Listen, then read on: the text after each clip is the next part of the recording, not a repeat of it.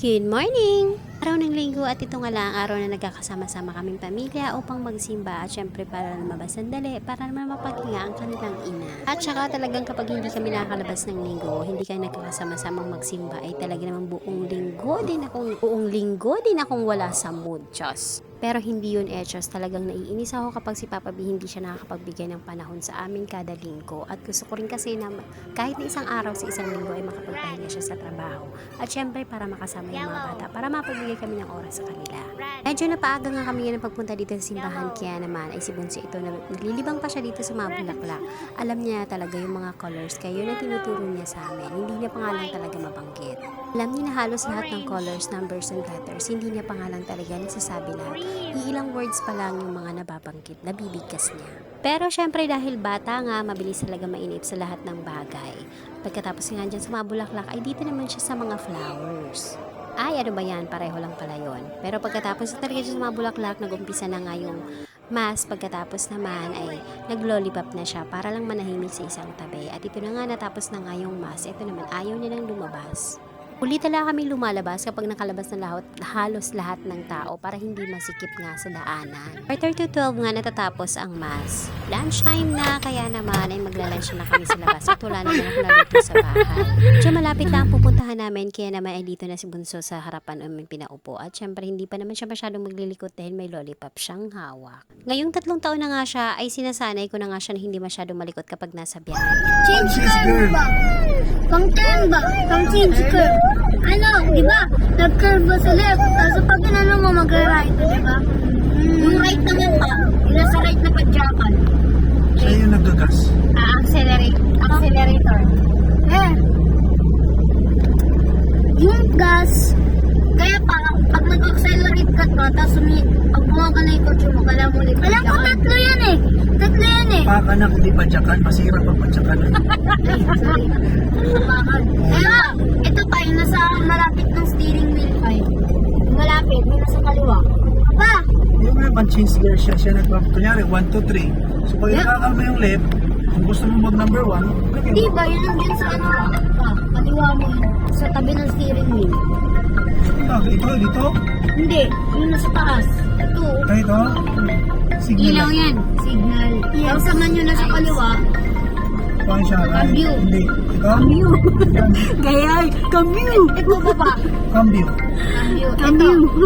Yan yung kanina ginalaw. Cambio. Alam ko yan o. Alam ko yan yung ginagawa na pang-paandar yan. Ito ba? Ano na pang-paandar dyan? Saan? Ito ba? Ito nga yan o nga yun. Wiper. Okay, alam ko na. Mami! So ayun na nga, naging mausyoso nga sila sa pagmamaneho. Parang gusto na nga matuto. Baka mauna pa silang matutong mag-drive kaysa sa akin. Diretso na nga kami dito sa Tokyo dahil ito lang ang tanging kainan dito na medyo hindi na nakapagod. Pre Sunday nga, family day, halos lahat nga. Kaya naman, ang mga fast food chain naman ay talagang punuan. Dito na nga kami pumasok sa Tokyo kasi hindi na nga masyadong maraming tao. At sa totoo lang, ilang taon na kami magkasama ni Papa B. Parang pangalawang beses pa lang namin tong kakain ditong dalawa. Pero unang beses to nakakain ng mga bata dito. Alam ko naman na magugustuhan din nila ang mga food dito dahil nagluluto na ako nito sa bahay. Tulad ng tempura, beef gyudon, nagluluto din ako niyan sa bahay. Tapos yung tonkatsu nila, nagluluto din ako. Kaibahan nga lang, mas iba pa rin talaga yung lasa ng timpla nila. Kasi syempre, meron sila mga spices, meron sila mga ingredients na talagang premium at sila lang nakakabili siguro. Kasi ang mahal-mahal ng mga ingredients sa grocery. Yung sa akin, mga ginagawa ko sa bahay ay DIY lang.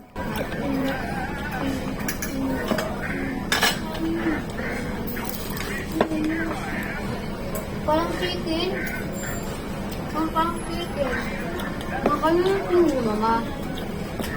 Hindi. Kay mama yan. Ma, ilan yung puno ng Pilipinas?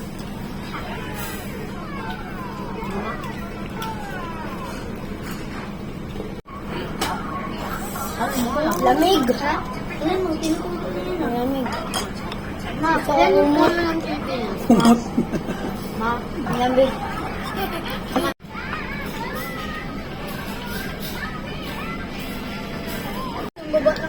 Asan yung ganito mo, G? Wala na. Asan na? Ha? Lain ko. Nilunok mo?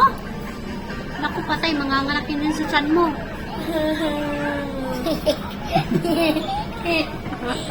So ayun, hindi halatang hindi niya nagustuhan yung pagkain. Hindi naman pati ang buntot ng hipon ay nilunok niya, Diyos. At talaga naman nag-enjoy silang lahat sa food namin. Kaming lahat nag-enjoy actually. Pagkatapos nga ay showing nga daw nga ang Transformers at ito nga gustong manood ng mga bata kaya nanood na rin kami. Medyo pricey ang tickets pero meron din naman akong discount gawa ng meron akong Film Vitality at may discount yun na 50 pesos per head. Up to 5 tickets nga ang pwedeng i-discount sa isang araw. Kung makakuha nga ako ng ticket ay pinapasok ko na sina Papa B. Pagkatapos naman ako ay bumili naman ako din ng snacks. Bumili rin ako ng water. At ang dami ko na ng water dyan kasi hindi ko alam na pagpasok pala ng sinihan ay meron silang free water. Kaya tuloy ang dami kong bit-bit. Tapos ang dilim-dilim pa ng nilalakaran ko. Masisipagan ko pa nga maglakad para makuha ko yung weekly target. Ang hakuan naman ako ng free movie tickets. We went that way. When I get my hands on it.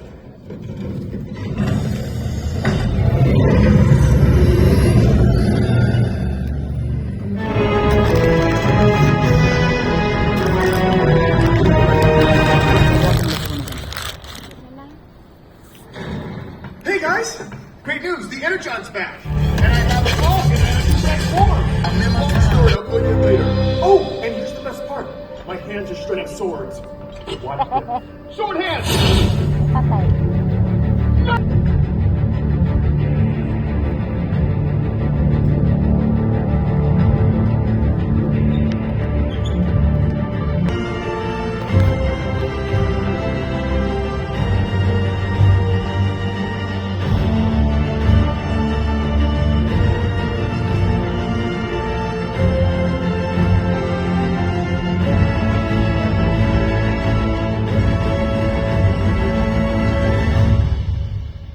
Sentinel, the betrayer is dead.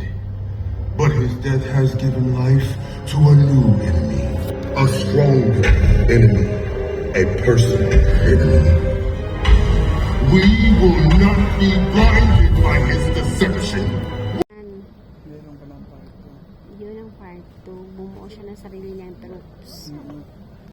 Ha? Ang ano?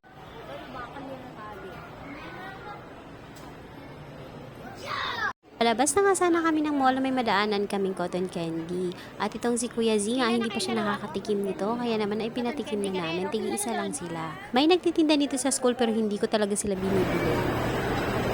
Tuwa na siya. O, pila na, pila. Hindi, ma. Di ba ako di ba mama yung pinakakulay? Yung... Tatlo. Sure kayo? Strawberry din sa inyo? Kasi ako debate. Pero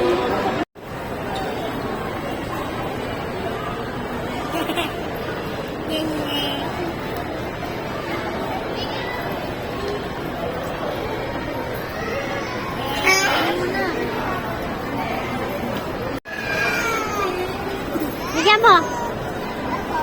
Pakakatin mo.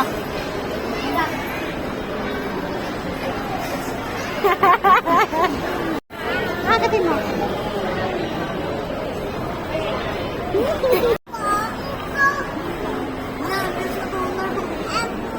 Cotton nga, di ba? Itsura ng mga ngayon lang nakatikim ng cotton candy. Hihingaan nga namin sila isa-isa para maubos ka agad kasi naku napakatamis to. Baka ubuhin kayo pagkatapos ng kumain yan. Yun lang. Salamat sa panonood. Bukas ulit.